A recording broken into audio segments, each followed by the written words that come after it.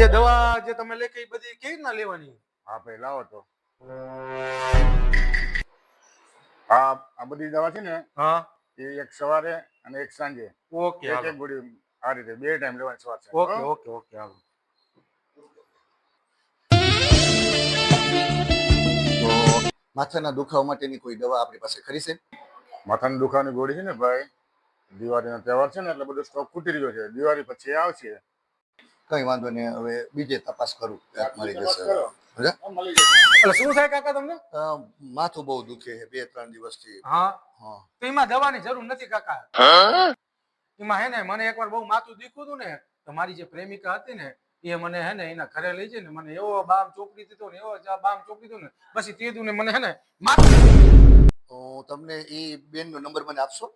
તમારા નંબર હું જ કરશે જોઈ છે પણ મારે એ બેન આગળ ઈ જાણવું છે કે કઈ જાતનો એ મલમ લગાડતા હતા તો માથું મટી કાકા તમે સભ્યતાથી વાત કરો. આમ કોઈને કોઈ પ્રેમિકાનો નંબર અરે મંગાવ્યો પણ તમે ભાઈ, બેન આગળ ખાલી છે ને મારે તો એ મલમનું નામ જાણવું છે બેન પાસે. તમને જાઓ તમે હે ને કાયમ તમને માથું હોય ને મરશે જ નહીં તમને.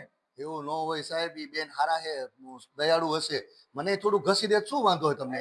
હવે હવે કાકા તમે હું તમારી ઉંમરની રિયાઝ રાખું છું.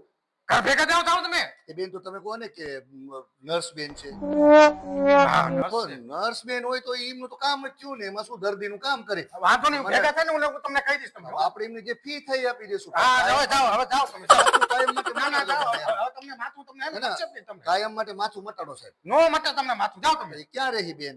અલે હજી તમારે એમનું યાદ જ છે તમારે. એકવાર જોવડાયેલું બેન હારે કે ફાવે છે મને આમ આ માથા બાથાનો દુખાવો મટે છે કાયમ? હવે ભાઈ જાઓ ને નકર મારે હે ને હાથ ઉપડી જશે. હવે તમે જાઓ તમે. એટલે આ